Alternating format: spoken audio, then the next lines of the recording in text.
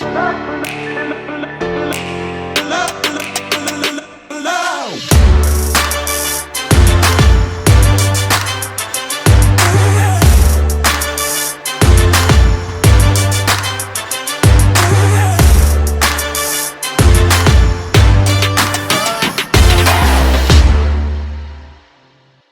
there we go. Okay. It's Aloise. Aloise. You know what? It's I don't even know if it's a real name. Like, I changed my name through numerology, so it was one of the options that I got given.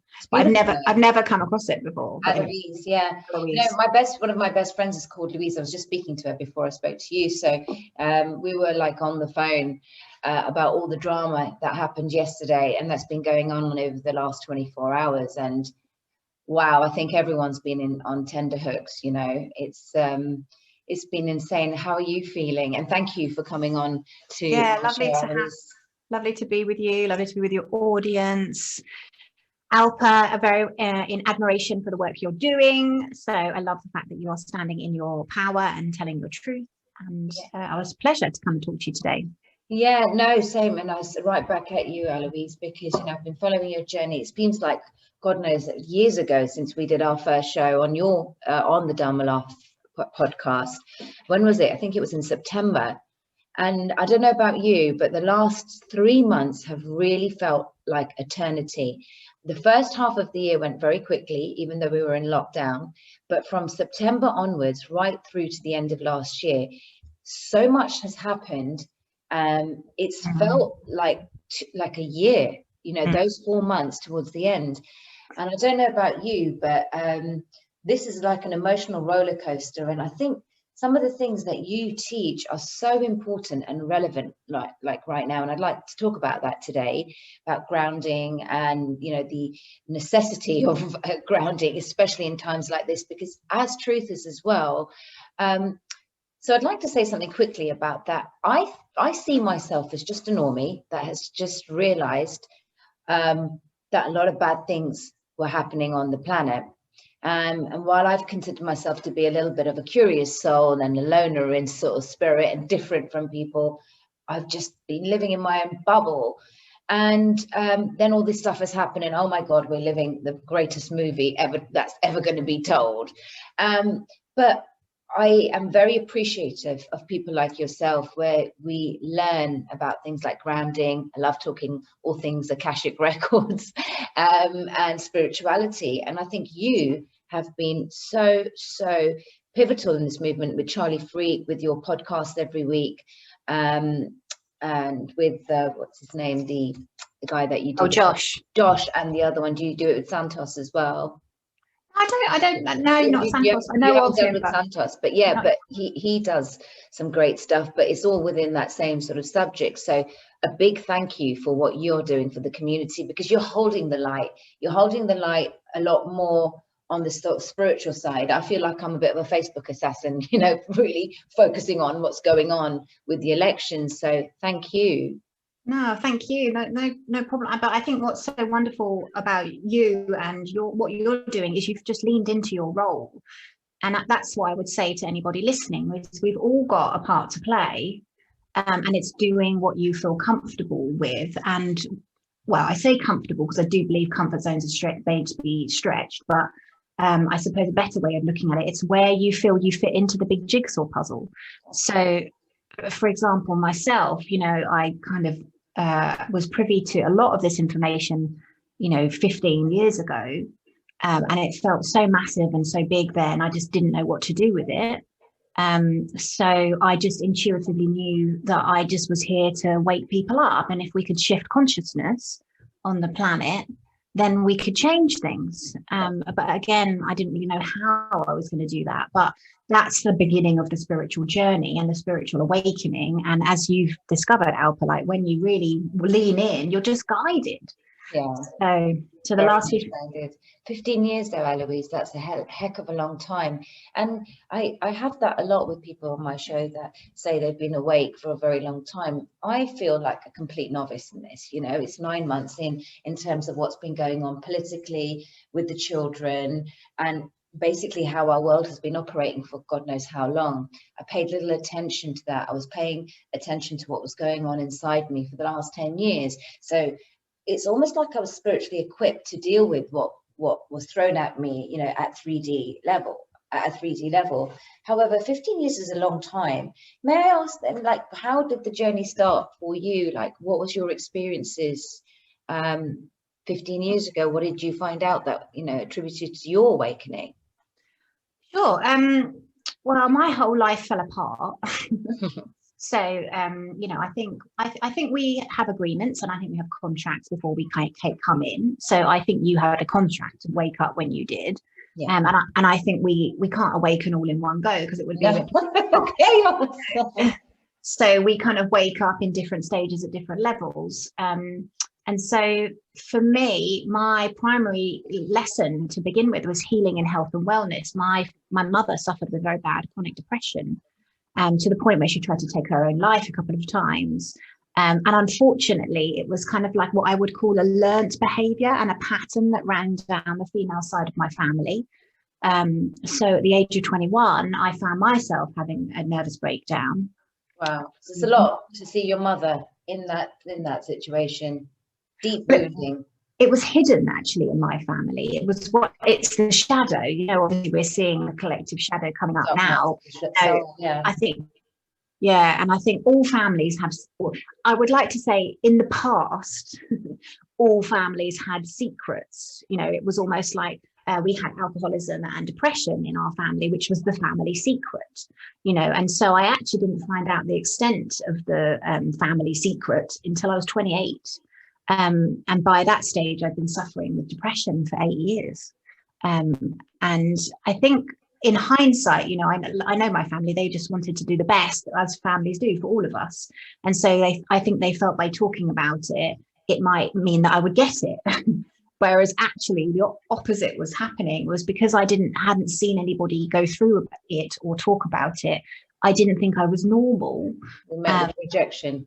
And I didn't know what to do, and I didn't know who to tell. So I just drank alcohol and kind of just tried to forget about it, and thought I was just a bit abnormal and couldn't understand why I had this kind of big depressive episodes. And, you know, then it would come out in, a lot of it was to do with my emotions. In our family, we didn't talk about anything.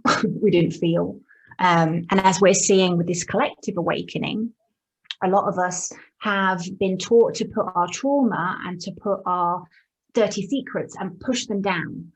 You know, so what happens when you first spiritually awaken is you start to feel again, and all of that stuff that you've shut down starts to bubble up to the surface for you to look at and for you to process and for you to heal and for you to deal with. But of course, nobody, again, in our society, we don't talk about the 7 alchemical levels of spiritual evolution. So we don't know what's happening to us. So we think, oh my God. And so that was exactly kind of the journey that I went on. For 8 years, I was depressed. And then my spiritual awakening was about 28. I had a sort of simultaneous Saturn's return with my mum. My mum was actually tried to commit suicide, and I was guided to where she was with voices in my head. Wow. Did you think that was at the time when you started, would you call that channeling? God, you know what? That woke me up so much, Alpa. As you can imagine, I went from being a girl who didn't have any faith to somebody who instantly had faith. Yes. Because, you know, in my family, my dad was an atheist, my mum wasn't really very religious. I didn't really know. You know, but actually I realize now the reason I was so lost in my early 20s is I didn't have my connection. I didn't have my connection to the higher power.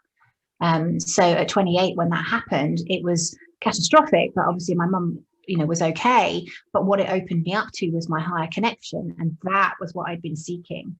You know, and then from that point onwards, I lent into it, you know, like just as you have done, you know, this last year, you know, I kind of was like a bit of a sponge and went out and tried to learn everything I could possibly learn, first in kind of personal development. Was that 1 year or was that 15 years ago? That was 15 years ago. 15 Yeah. years ago. Okay. Yeah. So at 28, basically, I had the spiritual awakening. And I suppose when you've got somebody talking in your head and you've never had somebody talk to you in your head before, and that you know, the voice literally guided me to where my mum was. You know, my sister was saying to me, well, how do you know we turned right? And I'm like, I'm just being told to turn right, you know. Wow. It was such a wake-up question call. about that. When you say voices in your head, because this is really powerful, and I think the viewers will really love this. And I'm, first of all, thank you for sharing that. I'm so humbled, and that's brave, and that's, you know, that's vulnerability and courageous, because a lot of people find it difficult to share their stories so openly and courageously. And vulnerability is something that we're not taught. We're not taught any of this. We're not taught to, you know, lean into our emotions and, you know, really feel them and really honor them. We're just told to suppress. So the voices in your head, literally, I get downloads. This is why I want to know about this, because I'm trying to let it all flow, but there's this sense of knowing, and I don't know how I know, but it's not voices. So what happens to you? What are you experiencing? So if you were to describe it like accurately, what happens is it literally someone talking to you? Well, I think there's different levels. So in that instance, it was like a booming voice, like, you know, Magenta Pixie describes, talking in her ear. Normally my connection probably similar to how you experience it now. I get nuggets. I always believe when with the ego, you can tell the difference between your higher self and your ego by the way that the thoughts come in. So I tend to find if something drops in, it's like a ding, and it's like, oh, that's a great idea. That is because it's coming from somewhere higher. If it's kind of a negative thought or a program, then generally it will be ego related.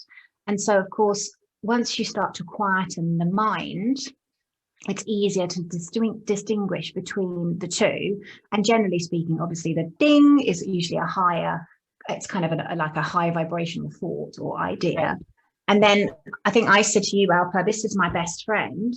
Yes, yeah. Because then I can test and check actually what type of idea it was, whether I should action it. For those of you listening, I've got a pendulum here, and while you're using a pendulum, it helps you increase the connection to your higher self. And so from that, that's how I get my information. And then what I tend to do, I don't have, you know, now I don't have voices speaking to me. I've had it a couple of times. Usually it's when there's kind of heightened situations. But normally what I do is I just have a kind of ongoing dialogue with my higher self, with my guides. I'm asking them questions, I'm asking them for solutions, and then I just let go. And then I find that, you know, they'll provide the answers in some shape or form. Yeah. And they guided you to help you with your mum. Yes, I just still don't know to this day. I feel like it was my grandmother coming through actually and talking. But I was just going to say, so I just got, was there some kind of ancestral guidance that supported you in this? And did you get a feeling of who it would be? And you've just said your grandma. So yeah, again, so now what's happened to me there instantaneously is someone's helped you. So it's not literally voices, it's a guide, but it could be a family member. So I start picking these things up with people, and it's just not knowing how to tune in. Like really, it's like, oh my God, I was warned about that, or, you know, situations that happen, because I still feel there's a bit of a disparity between that connection where I feel I'm still kind of 3D. It's just that unwiring of really connecting internally acutely, if that makes sense. So it's like saying, yep, I know that. See, I learned this technique where I stand straight, literally stand straight, and I close my eyes, and we find out our yes and no's. And it's an emotional freedom technique where you're kind of like just asking a question. So you first find out, you can ask a basic question like, is my name Alpa, right? And you'll see which way your body leans forward. I'm not sure if you've heard of that. Yeah, because you can do it like this as well. You can do it through using this. You can do yes or no through so basically you would ask a yes or no question. It's whether it's strong or whether it's weak, but you'd have to set the weak and strong. It's my name Alpa. And it's a bit like muscle testing, basically. Is my name Alpa? So yeah, is my name Aloise is strong. Is my name Alpa is weak. Is my name, okay, is my name Alpa? Yeah. Strong. Yeah. is my name, Aloise. We. Okay. And then you can do the same with your arm. So you can do the same with people, and you basically, because you're muscle testing, but you're unconscious, your consciousness knows who you are and what you are. And so if I said my name, obviously you would be pushing me down, but my name is Aloise would be strong. And then my name is Alpa, I wouldn't have any strength. Yeah. Wow. And look at how much hidden knowledge there is about these things. Our body has the most amazing ability to heal itself. And we've got so much, so many powers. We deal with our 5 senses so much, but little do we know about our 6th sense as much. We talk about our gut. I mean, our gut is the second biggest brain. It's the brain of our sort of spiritual compass as well. And we hold so much information in our gut. But we don't trust ourselves enough because we're not taught to. Well, also we've been, like you said, we've been forced into our left brain, and we've basically been taught to distrust our right brain. Yeah. And also when you've got a lot of trauma, and when you've got a lot of trauma that you're holding down, your energy system is having to use a lot of energy to suppress all of that negative energy.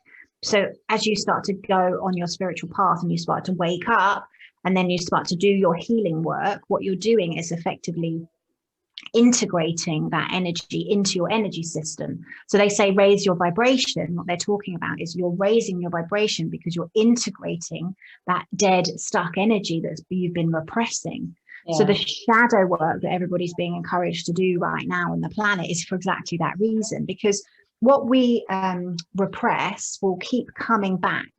It's like your shadow wants to be integrated.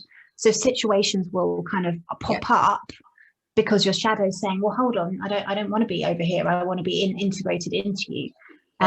So, and of course, triggers, right? The way I would probably just describe it is the parts of you that have been disowned, because basically your shadow is like the part of you that's been disowned. So if you imagine, let's take you through an example. So for people listening as well. So when we're little, we are taught that certain things are acceptable in our family environment and certain things aren't. So if you think about where you got love in your family, and also what wasn't acceptable in your family. So I'll give you my example, and then maybe you can share yours. So in my family, I think I said to you, being emotional and crying wasn't acceptable in my family. So that literally was part of my shadow. I was not emotional. And now, I've worked with lots of people, and obviously it ranges from talking about feelings, talking about emotions. It could be something really bad happening, like abuse in the shadow. But generally speaking, it's a way or certain type of behavior that we're not allowed to do. Yeah. So can you think of things in your family? Yeah, definitely. One of the things when I started and embarked on this journey was I didn't even have a plan or an agenda. I came out and I was like, oh my God, this is, crazy about what's happened with the children. Anyway, sort of 9 months down the line, I'm here without any kind of map for this journey. And I think a lot of people can say that. In that though, before all of this had started, in my own personal journey, I have had quite a lot of trauma, and the ability to be able to speak about it will come naturally at some point when my inner sort of child is ready to perhaps speak about it, because I know it will help people, and I sort of get stunted when I start talking about it. But exactly the same as you, emotions were very suppressed growing up, for oh God, I get a bit flustered. I get a bit shy when I start. See, look, it's happening again, when you're trying to speak about an emotion or an emotional wound from a young age. I just seem to get stunted. But so that's the inner child. Basically, what you're experiencing there is your her inner child. Yeah. Because again, the shadow work and the inner child work is the stuff that we've got to do. Yeah. Otherwise, we just project it inadvertently onto others. Yeah, and I think for me the biggest sort of challenge was speaking about things publicly, because being from an Asian culture, it's the shame. The shame culture, and keeping things very preserved and not, you know, washing our daughter's dirty laundry in public and speaking Right. about things. So that's a perfect example. Yeah. That So, is and I get that. I mean, I'm very sort of vocal with people I trust and, you know, my friends, and I've been really open about exploring my emotions and how I feel and doing the shadow work and doing that inner work, which is why I feel the strength that I have today to do what I'm doing and really not caring about the sort of repercussions of people's opinions or that, because right now it's come to the right Dharma. Right, and you understand this more, or understand this very well, and it's the call to righteous action. And for me, it's just this energy that came in, and suddenly I didn't even think about my public speaking fear or the shyness that I have. You know, I used to get very shy very easily, as from a little girl. So the cause is greater than the pain. So yeah, you totally got out your own way, because what you were fighting for basically completely diminished what the self-consciousness that you were feeling. And that is, I love that. I just want to pick up on that, Alba, because for people listening, you know, that is such an amazing way to motivate yourself to lean into your purpose. Like whenever you know, this year for me has been massive. You know, I've had to get out of my comfort zone and do big shows, you know, and I didn't even like being on camera, you know. So but the way I do that is I focus on who I'm serving and who I'm helping. And if I can just do one conversation that helps one person, and like you just experienced, it totally shatters the sort of nervousness we have around doing what we need to do, really. Yeah, but this journey took me, and just very briefly, because I just want to come back to the stuff that you teach, but what this journey, this inner journey over the last, I'd say, 37 years, because it's been quite turbulent for that long. And, you know, from perhaps, I don't want to reveal my age here right now, but, you know, it's been quite long. Yeah. And that understanding that I get so many people from a variety of different walks of life. I just pick up on energy. It was this very empathic nature that I'd have, and something would tell me, it's like I can smell their hurt. I can smell someone's pain, and I can really feel it. And I used to feel like kind of like the energy would catch on to me, their energy, and I'd feel drained quite a bit because I didn't understand. I wasn't taught how to protect my own energy. Of course, now I do, and you've really helped me in the last week as well, coming on the public arena. And I do a lot of protection work as well. We have to, because energies are so rife at the moment and everything's all over the show, and the demonic energies are crazy right now. And, you know, we have to protect ourselves all the time. And I think the lack of awareness with all of that stuff is because we're so consumed, and that vulnerability right now to speak about what we're speaking about, it gets me personally into a tears, because it's like, oh my God, I don't know where to start. How do I say it without kind of saying too much? And all of that stuff happens, and it's like, shh, quiet, you know? So it just I end up sounding like a fumbling fool, you know? So that's one of the things, to suppress speech, to suppress expression. And for me, that's been the greatest challenge, you know. Like, well, I think you've done bloody well. If this is you like in a year, then, you know, that's fair play. It's very, thank you. But, you know, I know that's why I'm just always inspired by people all the time. So like when I hear, when we did our first chat, Aloise, it was really nice, because I think I was in full flow. I was just come off Charlie Ward's show. I think you must have heard me on one of his shows then, and I was like, Save the Children, talking about that with this like huge energy. That would have been in September. But look at the sort of cycles we're going through right now. We're learning every single day, not only something new at 3D level, what's going on with Trump and all that madness, but spiritually, I think we're learning something every single day. And that's the way it should be. You know, if you think basically what they have done, the cabal have kept us in poverty consciousness. They've kept us in materialism. They've kept us into consumerism. Everybody is fighting to survive. And money has been the way that we perceive that we have to do, you know, what we have to do and how we achieve. And so people haven't developed their spirituality. And so we've been spiritually bankrupt, really. And it's only since the energy on the planet has been rising, you know, since 2008, really, where meditation, mindfulness, all this stuff has like really come in. And now obviously we're seeing this mass awakening as we go into the age of Aquarius. And now what's wonderful about this is actually our birthright is to have abundance. And this is what I'm doing my latest challenge on, is helping people clear out the blocks that they've got from past lives and blocks in the Akashic records they might have from the current life. Because there's multidimensional beings. We work on 3 levels. You know, it's you and I are in the 3D. We can see each other. So we have to take action in the 3D. The 4th dimension is our thoughts and our emotions. So that's why visualization, having vision boards, you know, thinking about what we want is so important. And then obviously clearing any blocks that we've got from past lives really helps us.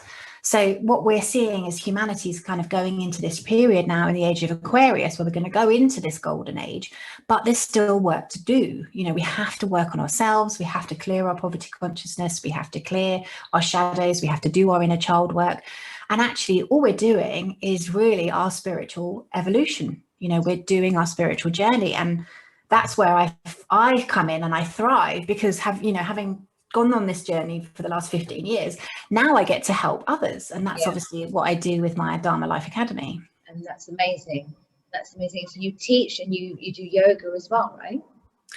The Dharma Life Academy is a monthly membership where I teach different programs. So I have a Do Your Dharma program, which helps people discover their purpose and understand how that works. Because often we think, oh, I don't know what my purpose is. But again, we've totally been fed a lie.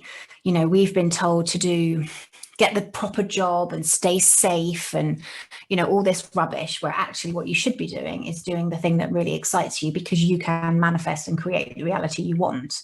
And actually each of us have almost like a soul blueprint that when we, because that's what I can do with the Akashic records, is I can go in and I can see your exact blueprint. So for example, with myself, I know that I'm a 40% communication soul, 20% wisdom soul, 20% power soul, and 6% truth. Wow. So what it gives me is a blueprint, so I know where I need to be functioning and how I need to be operating. So, you know, I like to have an understanding of what is going on in the planet, like everything that's going on right now. I know what's going on, but I don't feel it's my focus, because I'm a power and a wisdom soul and a communication soul. I know I'm a teacher, and it gave me that confidence to know that I'm a bridge into this kind of 5th dimension. And what we can do in the Akashic records, I can see what you are, what your blueprint is, and then I can see how in or out of alignment you are in the 3D reality and in the 4D reality. So when I do my coaching work, when I'm working with someone, is I go in and I look at their soul blueprint, and then we work basically saying, well, what is it you want to create in your life? You know, and so they'll say, okay, this is my vision for my life. And what we'll do is work together to remove any blocks. Say, for example, you had, like I had, Alpa, I'll share this with you. I had a past life where I was a kind of, well-known, quite well-respected, rich, famous woman, but I got criticized. And apparently I got criticized quite heavily for some shape or form. I didn't get all the ins and outs of it, but I had a program and pattern running that you can't have it all. Right. And so if you've got programs and pattern running like that, it means it impacts this reality.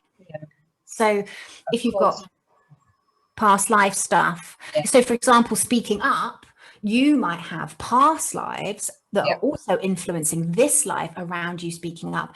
And the reason you are matched with your family is because energetically and vibrationally, you chose that family to overcome those speaking up issues. Now, unfortunately, that's karma, and generally we tend to repeat the pattern. 100%. When we go in the Akashic records, I can clear it. So it means it becomes easier for you to step in to who you want to be and who you are at soul level. Yeah, and I 100% agree with you though. We do choose our family, and everything that happens in our lives is ultimately because of us. We are responsible for everything that goes on and the blueprint of our lives. And I love this because a lot of people ask me over the years, Alpa, what is Akashic records? And I stumbled across all of this over the last 10 years. So within my inner journey, I was looking at past lives, coming into contact with healers along the way, some good, some not so good. And you have to be careful in this sort of journey, because a lot of charlatans out there. So I have been kind of stunned. But it taught me a lot in this sort of silent journey that I was going before any of this. And I actually did got a very good healer that I speak to now, and it just so happens that I did have a past life where my tongue was chopped off. That's going to affect you. So for speaking out, and I have a past life where this whole subject of the children, as a trafficked child possibly. So Wow. you know, that's that, and so everything, this sort of anger, this rage that I'm feeling right now, it was just insane. I know everyone's feeling so much, but I just never will forget the day that I found out, and I just was broken. But to the extent I just didn't want to live. That's how bad the pain was, and it took me 3 weeks to recover. And I just remember going into my mum's room, going to my mum, and just crying and sobbing.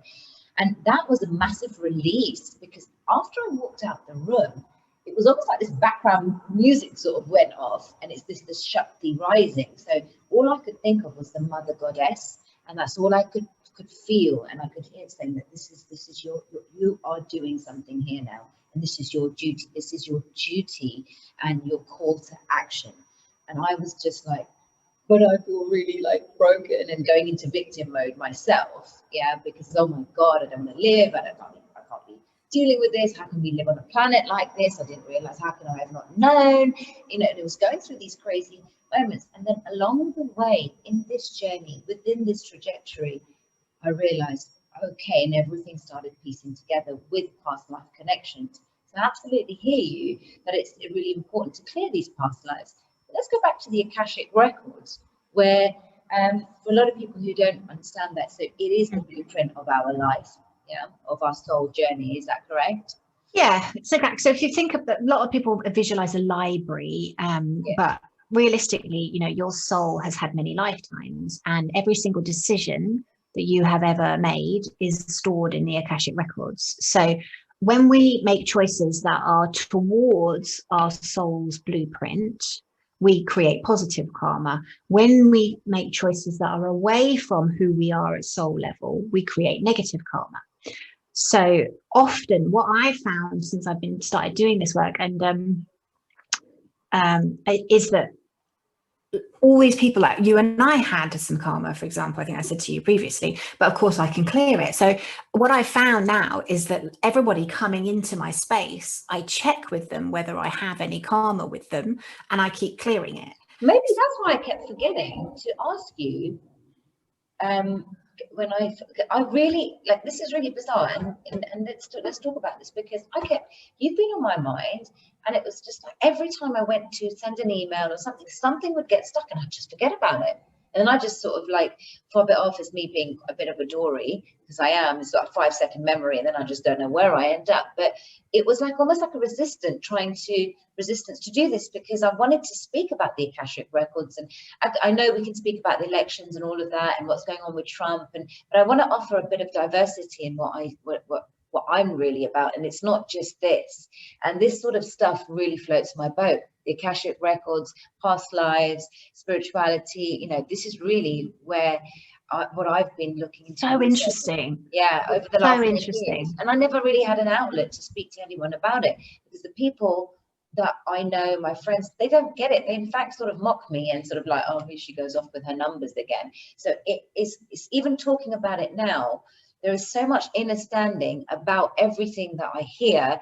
But as I'm evolving on this global sort of platform, I'm slowly becoming more and more confident. It's not that I don't get it or understand. I know so much about these subjects, because it's like, oh my God, I started like 2008.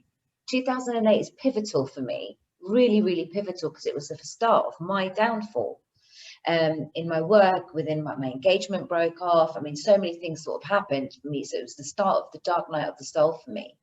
And it was literally by 2009, it was the darkest night of the soul for me. So maybe one day I'll speak about that. But yeah, going back to the Akashic records, how did you learn all of this? Did it come to you? So going back to the voices in your head, was it something that just came to you saying, Aloise, right, you're gifted now to be able to teach somebody about Akashic records? This is where my curiosity lies. So a very dear friend of mine, who's also been she's a friend and a mentor and a teacher, she was doing this work a couple of years ago, And she said it was really powerful and impactful on her life, and I trust her opinion. And at the time, I was running a organization, a global leadership organization, and I was looking for ways to help to help myself in that organization. Like, I wanted to step into the leader that I was. And how the Akashic records work, if you imagine, like, I believe that everything is inside out.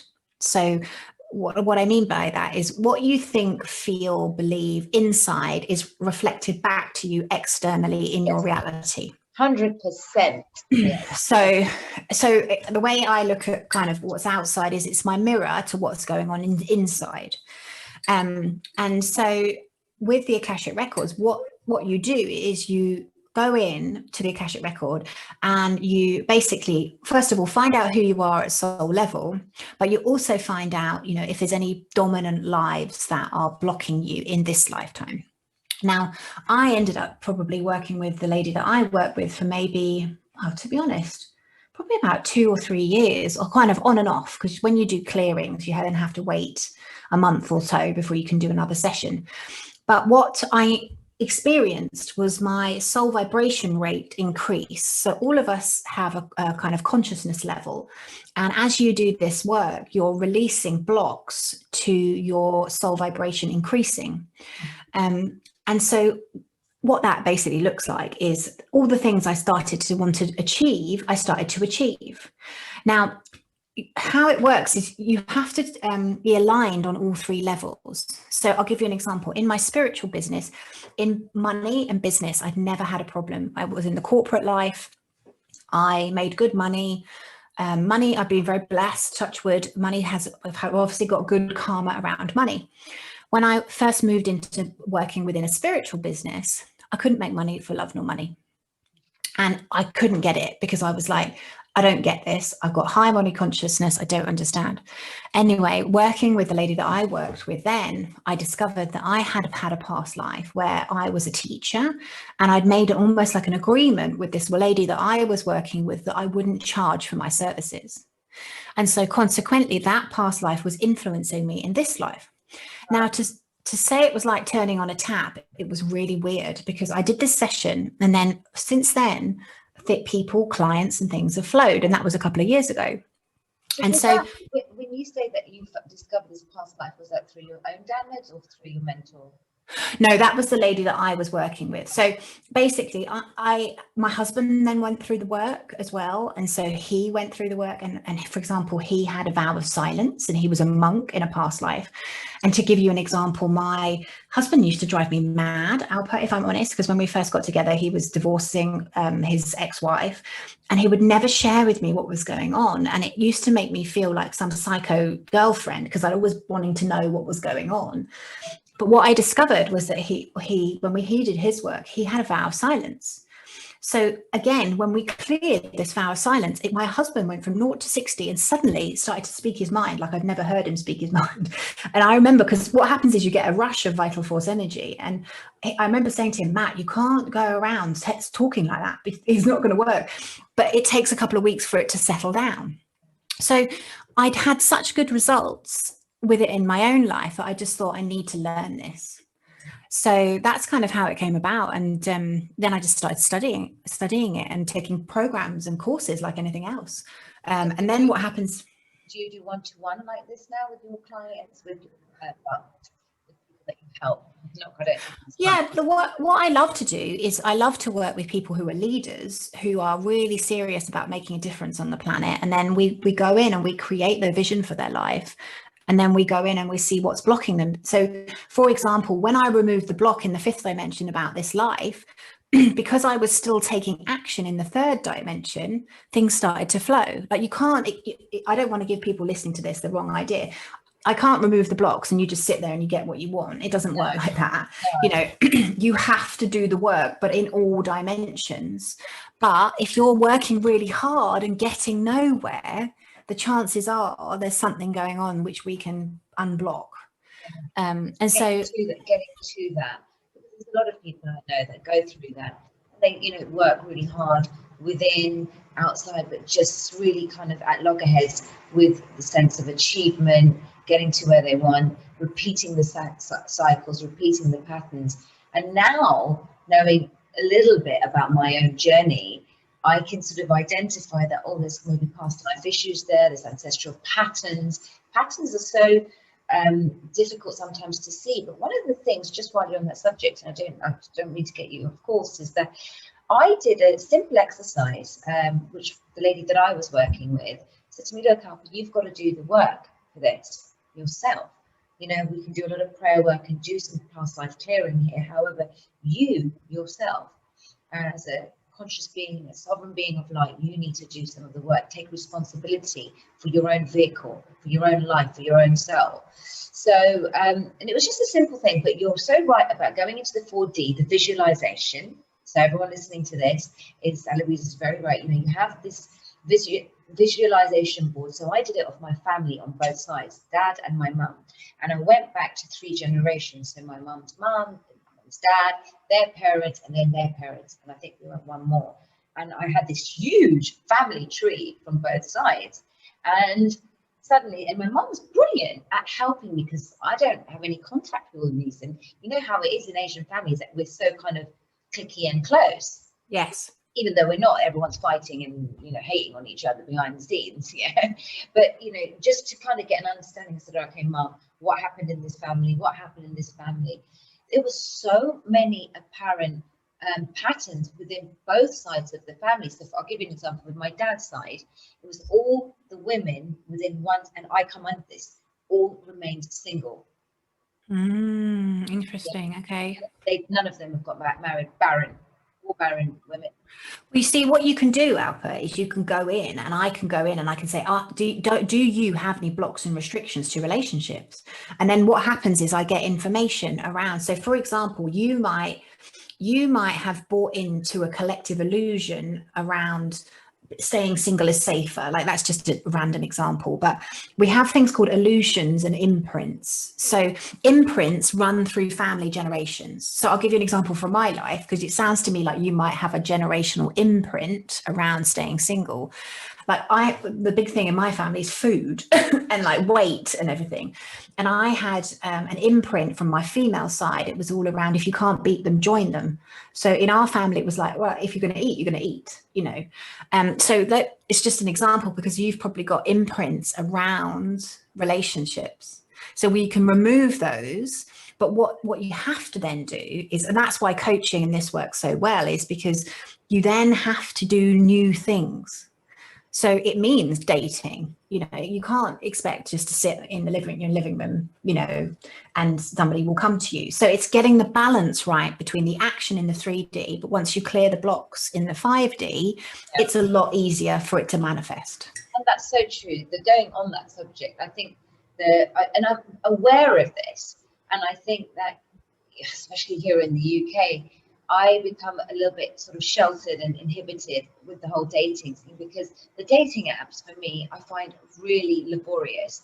It's just, especially with the lack of conscious beings on there, it's just a breed of narcissistic type of people on dating apps, because that is what social media and all of these dating apps have kind of created. So look, I'm doing it again, aren't I? No, only because I wanted to help you with this, right? Yeah. So that is a pattern that you're right. Well, what's the point? I'm not even going to bother, because there's nobody out there. Now, I had a very similar belief that was blocking me before I met my husband. I could still be doing it as well, yeah. Yeah, because you're blocking yourself before you've even started. You're like, well, why would I get on a dating? Like, this is said with love, obviously. Yeah, of course. No, and everyone listening, you know, we're all kind of being vulnerable here. And I know, well, you never know the person that, you know, that might be watching this. That might be the one. You never know. Well, my God, you put that out there, you're going to have men batting down the door. But what I was going to share is it's like law of attraction. So I went on a dating app. I met my husband on Tinder. Now, I said exactly who I was, and the fact that I was, you know, I wasn't, you know, out there flying a flag for, you know, for whatever then, but I was still like a woman on a mission to change the world. I still put a woman on a mission to change the world. This is what I'm looking for. I was so, because it's waste your time, right? You want to just clear out all the losers. If they're intimidated by your profile, good, it saved you time. Yeah, that's what I get a lot. People get very, very intimidated. That's the feedback I get, and I'm like, yeah, but the right man won't be intimidated. And my husband read my profile and went, wow, she sounds amazing. And his was like everything, like tall, dark and handsome, whatever. But, again, he wasn't intimidated by what I wrote. And, that was it. First date, 10 hours, second date, 10 hours, married. No, not married, but moved in after that 4. Wow. That's really powerful. That is really, really powerful. I think sometimes we become lazy. Well, I feel I've become lazy with the dating, with the dating world, because we create subconscious blocks within these patterns, these programmings, and especially with what's gone on in the last year. It's just a friend of mine, few friends that are single, and I don't really kind of have much communication with these particular friends because we're just not now on the same mindset. They're still very much on the other side, and we're here on the awakening 5D side, and they just don't get any of that. So just for that simple reason, my connection with them is so limited. But I realized it's like, oh God, how are we going to find a man now in this thing? And again, I sort of found myself, like, how are we? Like, almost inheriting that kind of emotion and all of that. I didn't realize this until now. I'm just picking that up now because I haven't bothered looking at all for anyone right now. Right, you and I are going to work together. I'm going to help you with that. And I just haven't. And I've just been like, oh, I've got Kenzo now. And it's like, my friend told me off the other day. She goes, Alpa, you didn't get Kenzo just to substitute a guy. She goes, you just, you used to always encourage us, be on it, be on dating apps, go out there. She goes, what's happened to you? You've just literally gone into saving the world and this children stuff that you've just forgotten about some of the things you preach to us about. And just in this conversation, it's kind of ignited that feeling. It's like, there's always a reason for something for these things to happen. But absolutely. And that's exciting. It's really exciting when we see things. And I think if you imagine that's exactly how the Akashic records work, we're not even privy to how we're blocking things.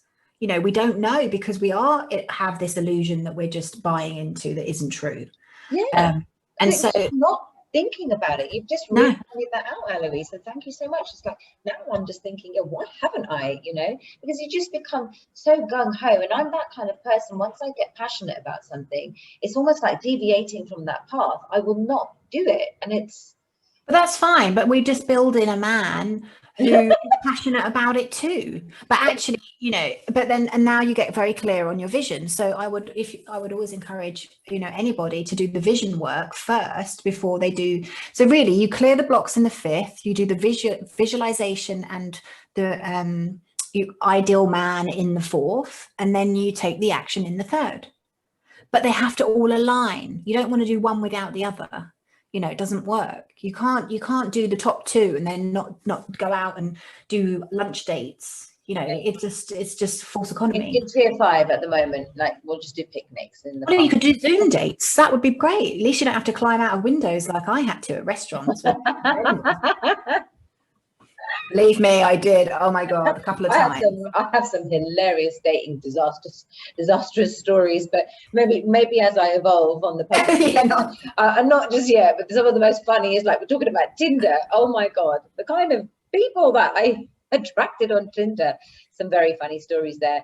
But going back to just before, I know we've got a few more minutes before we end the show, and then I could go on for another half an hour here, an hour, probably 3. Well, we could do a bit longer. That was great. We'll do some. I'd like to do another show with you anyway, because we've just kind of scratched the surface really here, and I just wanted my viewers to, kind of, I'm sure there'll be loads of questions, maybe do a question and answer session at one point, see how this show is received, because there are going to be quite a lot of questions, and about what you do, how you teach people, and I love the name. It's exciting.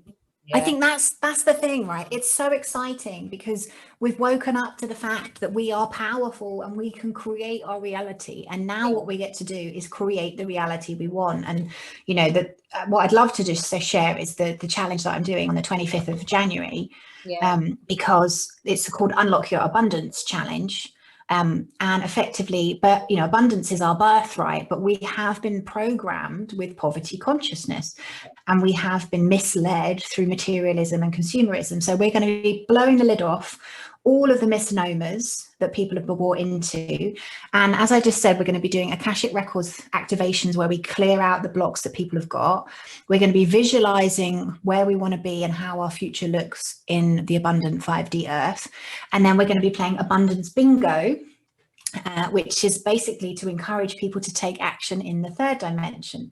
So you'll get a bingo card and there'll be different tasks and loads of fun things that people will, because, you know, why not? Life's supposed to be fun. Yeah. And then there's prizes, and there's, you know, a prize to win a full Akashic record reading with me, which is like, you know, 3-in-1, which is about 750 quid. So it's a good prize.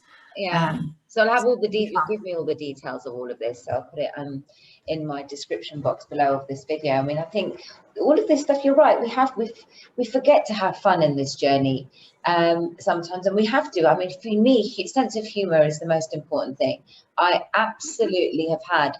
I have to say, put that in the profile of a man that you're looking at. Must have a good sense of humor. We're going to write these things down. SOH. That is always on my dating profile. Sense of humor is a must. And of course, you know, there has to be a chemistry. You know, you have to have chemistry with people, but you can't tell until you meet someone, you know. I did have a question for you, and I've just completely slipped my mind. It was to do with the Akashic records. And okay, so when you're working with people, do you start off there with the Akashic records first, and you sort of then work down? You know, first of all, you find out what it is they're trying to achieve, and you go and sort of identify where their blockages are. Yeah, so you do. You can do it two ways. Like, the best way to do it is to like, depending if you're committed and you can afford to work with me kind of on a consistent basis, I'd say let's do 6 months, and then you probably do 1 reading every month. And then what we do is we go through, we look at your soul blueprint, we look at any blocks and restrictions in your soul, we look at soul realignment, we clear, so I can clear negative thought forms and stuff as well. So what I mean by that is, if you say you're better caught in a loop of negative thinking, I can go in and I can see what lower level thinking you've got, and I can clear that.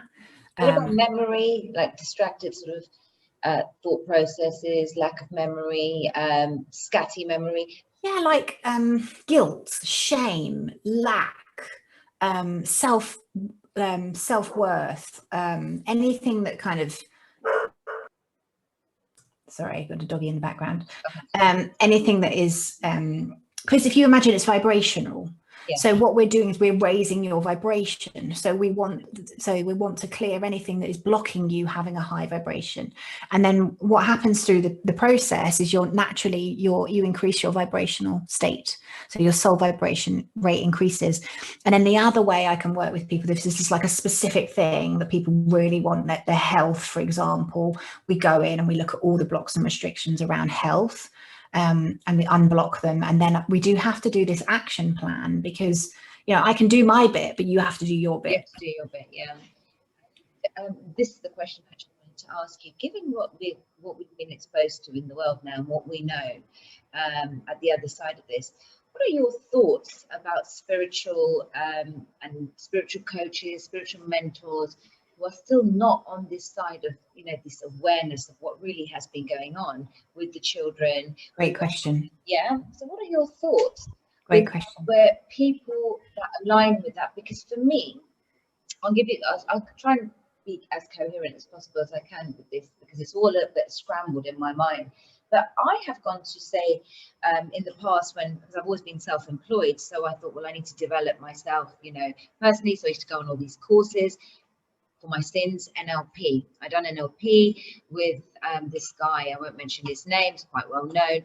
I would walk away feeling like, yeah, this is great, because it's a momentarily a sense of feeling of being elated, and you like yeah, like I can do this, but then there'll be a huge like low afterwards. But I would learn a lot of the skills and I'd find it okay, but I would never connect. So about 3-4 months later, I just would forget everything that I learned, that I paid for on those courses. So I wouldn't retain that information. Then I've been on, like, say, another person who's a life coach, but they're so not awake. There's a line with all these corporate people like the Richard Bransons and the Mark Zuckerbergs and all these people.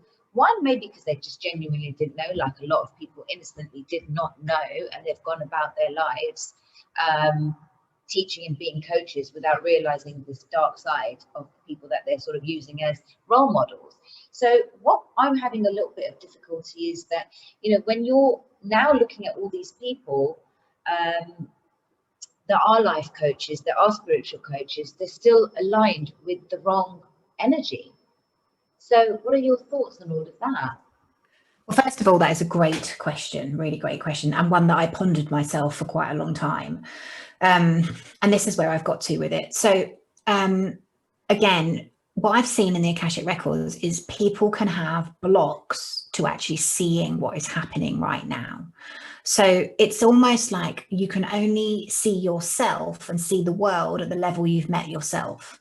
So I suppose what I mean by that is, again, some of us have had more past lives on the planet than others. Some are younger souls, some are older souls. You know, I know just from talking to you, you're a very old soul. You know, that's who you are.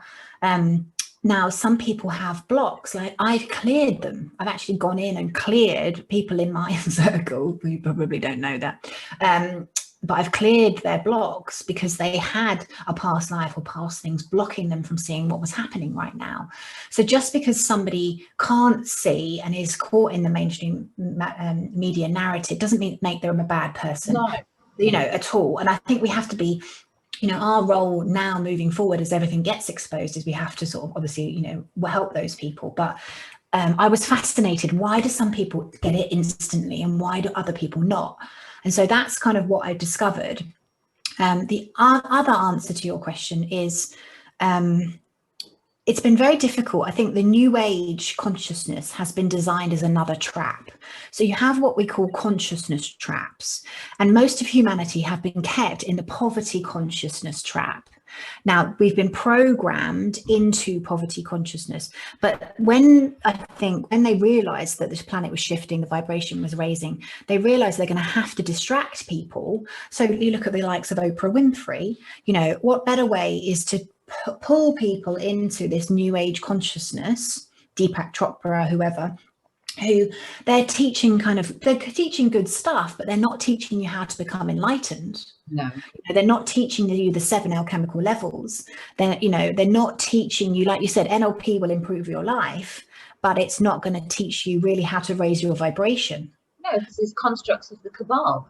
It's cabal constructed. It's a distraction technique. Yeah. Now, where it's confusing for everybody now, and you know, this is something relatively new in my own development, you know, like how do I know who to listen to? How do I know who to trust? Now, yes, I want to touch on that. So by doing the work, you're developing your spidey sense. Okay. Any teacher that says, I'm the guru, you're the student, get rid of them. It's all about personal sovereignty. People should be encouraging you to really step into your own power. Absolutely. And now some teachers, well, I think some teachers maybe in their contracts, like, I don't know this is my feeling. I feel like some of the kind of maybe the bigger ones, you know, I'm not naming names, but maybe they're not allowed to talk about this stuff. Maybe it's in their contract, which is, you know, where have we heard that before? They've got a contract and they can talk about this and they can talk about that. You know, that's potentially also going on. But I think the best thing for people to do who are listening is this is why I go back to my little pendulum friend. Because your higher self will be able to discern what is right for you and what isn't. So I will listen to something. If my higher self lets me listen, often I will turn something on and it goes, oh no, I can't even listen to that. You know, that shows me it's not in alignment with me. But if I am listening, I just go and I check and I ask a question: is this true for me? You know, and is this information I need to take on board? You know, trust yourself, but be discerning. Just because somebody says they're a light worker doesn't mean that they are the type of light worker that you really want to work with. So, you know, this is a really personal, individual process for every single person listening. But my best advice is get one of these and start to use it in your everyday life, because part of ascending is integrating our higher selves. 100%. Now, to integrate your higher self, you can't go to the gym one day and build muscle. I wish I could. I'm starting to work out again, and it's a bit of a shock to the system. But it's the same with your higher self. You have to use tools, and you have to integrate it, and you have to work with it. So the more you start to build a connection with your pendulum, with your higher self, the more you'll integrate your higher self, and the more you will be shown the right information, and, you know, you will just know what is true for you. Yeah, because it kind of ingests your energy. It is working within you. It is your sort of compass, your stat nav, and it's again dealing and really integrating within your sixth sense. And I think that's what's navigated me without even me consciously being aware of it, that I've been so guided. I do pray. I don't do things conventionally like my parents have taught me to. Everything has just been an inner compass guidance. And I just say that in all my shows. So I don't even know how I know certain things. And I feel very, very gifted and blessed because of that, because it has helped me a lot quicker than later to see now things that, oh God, I dodged a bullet there. And like, be it in friendships, relationships, or just in all areas of our life. And as I've got older, I've learned to discern and really been able to protect myself. Growing up very open, just the world was great, rose tinted glasses, had a lot of trauma, a lot of stuff that's happened, but this bubbly personality that was just suppressed. I realize now just how strong I was, especially with sort of my gematria, the sacred gematria of my birth time. I'm born at 11 minutes past 11, and that number, that number for me is really prevalent in everything, and it just started bombarding me in 2015, and I think that was really like the angels desperately trying to tell me, Alpa, there is a journey for you from this. This is not what you're about, where you've had to go through X, Y, Z for it to be a guidance and a place for you to reference by means of understanding or understanding other people. So you get it because you had a glimpse of all these kind of like traumas in your life, where therefore you are going to be able to help humanity. And being a Virgo, and love being of service to other people, I don't really identify with all of these labels and stuff, but I'm fascinated by astrology. But it's just about helping you kind of learn about yourself, what's your soul purpose, what's your life path number, and then you kind of integrate all these kind of gnosis and learn, of who you are, because that is the biggest question: who are you? And unfortunately, because of this poverty conscious, lack-based mentality, this conditioning of the cabal, we are identifying with the wrong things, the wrong people, like idolizing, celebrity over like worshiping God. That's become quite, prevalent in the last 10 years, more so with the advent of social media. Idolizing, pop idol. So we're almost sort of subliminally being programmed to idolize the wrong people, and then comes with that they're who they are as people. So we're forgetting self, and self is not your title. You're not a doctor, you're not a daughter, you're not a son. You are, these are sort of labels, but they're not who we are. So it is the journey to self-actualization in who we are, and working within our within all our senses. Wholeness. But that wholeness, mind, body, and soul. You're not your mind, you are not your body. And a lot of the yoga principles are, yoga is a way of life. It's doing your Dharma, as well as you doing all the sort of physical exercises, but it's who you are as a person. That's the essence of true yoga. You're doing your Dharma. The way I love to describe it is you go from doing to being. To being, because we are in who we are. Oh gosh, I've really enjoyed this one. I think we need this a part 2, and I'd like to do it sooner than later. for sure. So everyone, I hope you've enjoyed this, because I've really enjoyed it. And if you have any questions, please inbox me on my Facebook if you'd like to ask Louise something. Aloise, I keep calling you Louise because I've been speaking to my friend all the night last night. Yeah, inbox me, and all of her details will be at the description box on this video. So Aloise, thank you so much. I've just completely into this conversation, and I could go on forever, but I think it's a great point to end. And yeah, thank you so much for being with me today. My pleasure, darling. Always a pleasure to talk to you, and I really thoroughly enjoyed it as well. So yeah, let's do lots of information. So we'll do part two very soon. Very soon.